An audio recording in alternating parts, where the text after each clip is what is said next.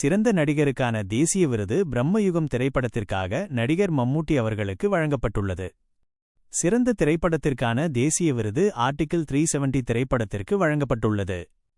சிறந்த இயக்குனருக்கான தேசிய விருது அமரன் திரைப்படத்திற்காக இயக்குனர் ராஜ்குமார் பெரியசாமி அவர்களுக்கு வழங்கப்பட்டுள்ளது.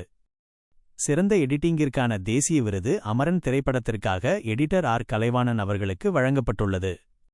சிறந்த பின்னணி இசைக்கான தேசிய விருது அமரன் திரைப்படத்திற்காக இசையமைப்பாளர் ஜி.வி. பிரகாஷ் அவர்களுக்கு வழங்கப்பட்டுள்ளது. சிறந்த பொழுதுபோக்கு திரைப்படத்திற்கான தேசிய விருது கல்கி திரைப்படத்திற்கு வழங்கப்பட்டுள்ளது. சிறந்த திரைக்கதைக்கான தேசிய விருது புஷ்பா 2 திரைப்படத்திற்கு வழங்கப்பட்டுள்ளது. சிறந்த ஆடை வடிவமைப்பிற்கான தேசிய விருது புஷ்பா 2 திரைப்படத்திற்கு வழங்கப்பட்டுள்ளது.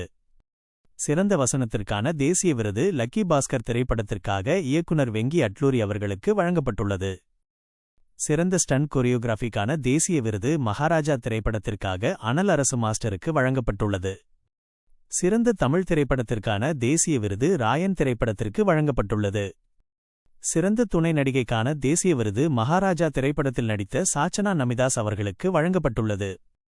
ஸ்பெஷல் மென்ஷன் பிரிவில் கேப்டன் மில்லர் திரைப்படத்தில் நடித்ததற்காக நடிகர் தனுஷ் கௌரவிக்கப்பட்டுள்ளார்.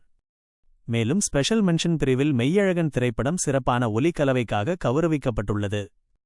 தேசிய சமூக மற்றும் சுற்றுச்சூழல் மதிப்புகளை ஊக்குவிக்கும் சிறந்த திரைப்படம் என்ற பிரிவில் கேப்டன் மில்லர் திரைப்படம் தேசிய விருதை வென்றுள்ளது. அதேபோல் சிறந்த சவுண்ட் டிசைன் பிரிவில் ப்ளூ தமிழ் வென்றுள்ளது. இந்த நேஷனல் அவார்ட்ஸ் லிஸ்ட் பத்தி உங்களோட கருத்தை மறக்காம கமெண்ட் பண்ணுங்க. இந்த மாதிரி சுவாரஸ்யமான சினிமா செய்திகளை தெரிஞ்சிக்க நம்ம தமிழ் ஃபேக்ட்ஸ் சேனலை சப்ஸ்கிரைப் பண்ணிக்கோங்க.